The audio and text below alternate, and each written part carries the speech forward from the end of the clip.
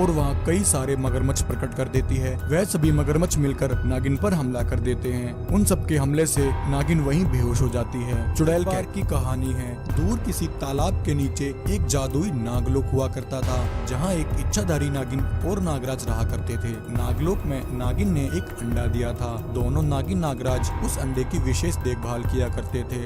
वहीं एक दिन उस तालाब में एक मगरमच्छ चुड़ैल अपना शिकार ढूंढ रही होती है। शिकार ढूंढते ढूंढते उस मगरमच्छ चुड़ैल को नागिन के अंडे की खुशबू आती है। चुड़ैल कहती है, लगता है यहाँ इस तालाब में कहीं आसपास कोई बड़ा अंडा रखा है, जिसकी गंध यहाँ तालाब के बाहर तक आ रही है।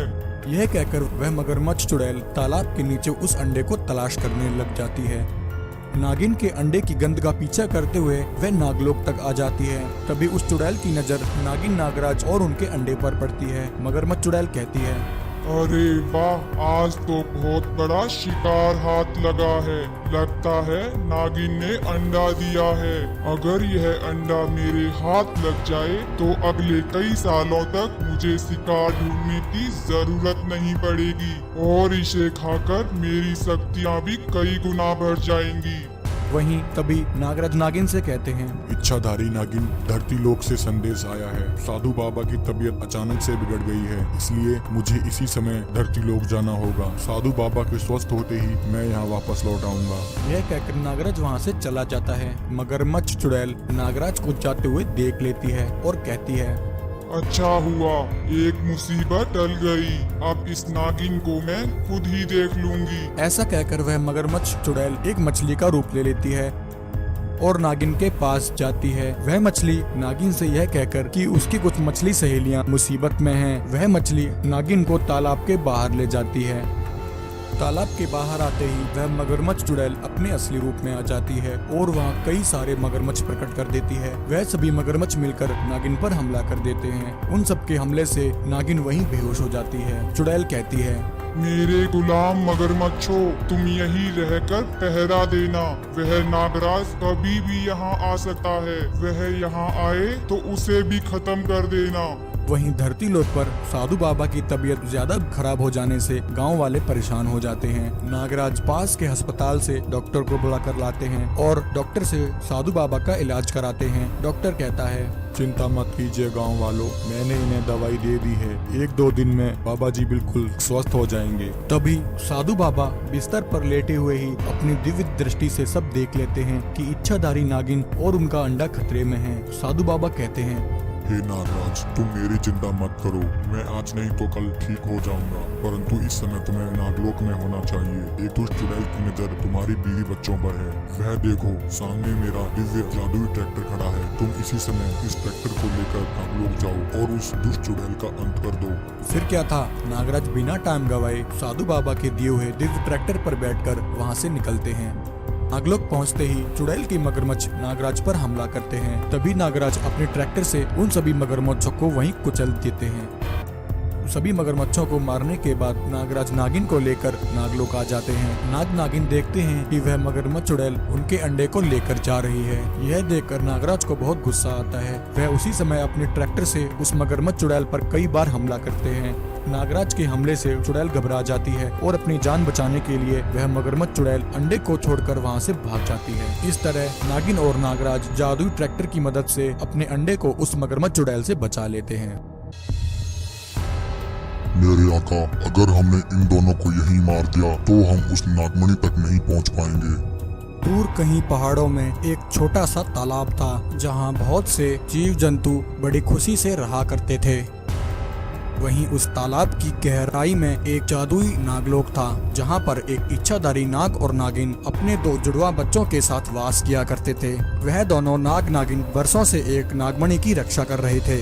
एक रात अचानक से आसमान से तेज गति से एक आग का गोला उस तालाब की ओर आता है और उस तालाब के पास एक तेज धमाका होता है और वहाँ एक जादुई आम प्रकट होता है। उस आम के अंदर से शैतान कालिया नाग अपने 2 शैतानों के साथ बाहर आता है और अपने शैतानों से कहता है, वह इच्छाधारी नाग और नागिन यहीं कहीं आसपास ही रहते हैं। तुम दोनों जल्द से जल्द उन दोनों नाग नागिन का पता लगाओ। मुझे वह जादुई नागमणि किसी भी कीमत पर हासिल करनी है। आने वाली इस अमावस्या की रात को मैं उस जादुई नागमणि से अपनी शक्तियाँ वापस पा लूंगा। वहीं एक दिन नागराज अपने दोनों बेटों से कहता है, बेटा, मैं और तुम्हारी माँ एक जरूरी काम से कुछ समय के लिए नागलोक से बाहर जा रहे हैं, इसलिए हमारे पीछे से तुम दोनों भाइयों को हमारे इस नागलोक की और इस नागमणि की रक्षा करनी है। बेटा, मेरी बात ध्यान से सुनो। यह नागमणि बहुत ही अमूल्य और चमत्कारी है। यह हमारे कुल देवता की निशानी है। बरसों से हम दोनों इसकी रक्षा करते आ रहे हैं। बेटा, जब भी तुम किसी मुसीबत में हो और तुम्हें सहायता की जरूरत हो तो तुम इस नागमणि को उठाकर जमीन पर फेंक देना। यह जादुई नागमणि तुम्हारी सहायता अवश्य करेगी। यह कहकर वह दोनों नाग नागिन वहाँ से चले जाते हैं। तालाब से बाहर निकलते ही वह शैतान कालिया नाग उन्हें देख लेता है। अरे वाह, हमें तो मेहनत करने की जरूरत ही नहीं पड़ी। यह दोनों नाग नागिन तो खुद ही हमारे पास चले आए। आ जाओ नागराज, आ जाओ, मुझे तुम्हारा ही इंतजार था। नागराज, अब या तो वह नागमणि तुम मुझे दे दो या फिर तुम दोनों मरने के लिए तैयार हो जाओ। दुष्ट कालिया नाग, तो आखिर तू यहाँ तक भी आ पहुँचा। अरे दुष्ट, मेरे जीवित रहते तू अपने मंसूबों में कभी भी कामयाब नहीं हो सकता। तभी कालिया नाग का एक शैतान कहता है, मेरे आका, अगर हमने इन दोनों को यहीं मार दिया तो हम उस नागमणि तक नहीं पहुंच पाएंगे। तभी इससे पहले कि नागराज उस पर हमला करता, कालिया नाग उन दोनों को कैद कर लेता है। नागराज, देखता हूँ तुम कब तक मुझे उस नागमणि का पता नहीं बताते। वहीं दूसरी तरफ काफी समय तक अपने माता पिता के न लौटने पर वह दोनों भाई परेशान हो जाते हैं। भैया, बहुत समय बीत गया है परंतु पिताजी और माँ अभी तक लौटकर नहीं आए। भैया, मैं तालाब के बाहर जाकर देखता हूँ, तब तक आप यहीं रहकर नागमणि की रक्षा करना। इतना कहकर एक भाई अपने माता पिता को ढूंढने के लिए तालाब के बाहर आ जाता है। बाहर आते ही वह देखता है कि उसके माता पिता को उस शैतान कालिया नाग ने वहाँ कैद कर लिया है। यह देखकर वह तुरंत अपने भाई के पास जाता है और उसे सारी बात बता देता है। भैया, जल्दी कुछ कीजिए वरना वह शैतान हमारी माँ और पिताजी को मार देगा। तभी नागिन के बेटे को अपने पिता की कही गई बात याद आती है। वह उस नागमणि को उठा लेता है और दोनों भाई उस नागमणि को लेकर तालाब के बाहर आ जाते हैं। उन बच्चों के हाथ में नागमणि को देखकर कालिया नाग खुश हो जाता है और कहता है, शाबाश बच्चों, तुम मुझे समझदार लगते हो। अब तुम चुपचाप मुझे यह नागमणि दे दो, मैं तुम्हारे माता पिता को जीवित छोड़ दूंगा। दुष्ट कालिया नाग, जिंदा तो अब तू नहीं बचेगा। यह कहकर छोटू नागराज नागमणि को जमीन पर फेंक देता है। जमीन पर गिरते ही वह जादुई नागमणि बड़ी हो जाती है और उस नागमणि से एक भयानक शक्ति निकलती है और उस जादुई आम पर लगती है। जादुई आम जलकर नष्ट हो जाता है। क्योंकि उस कालिया नाग की शक्तियाँ उस जादुई आम में थी, तो वह कालिया नाग और उसके दोनों शैतान भी वहीं जलकर भस्म हो जाते हैं।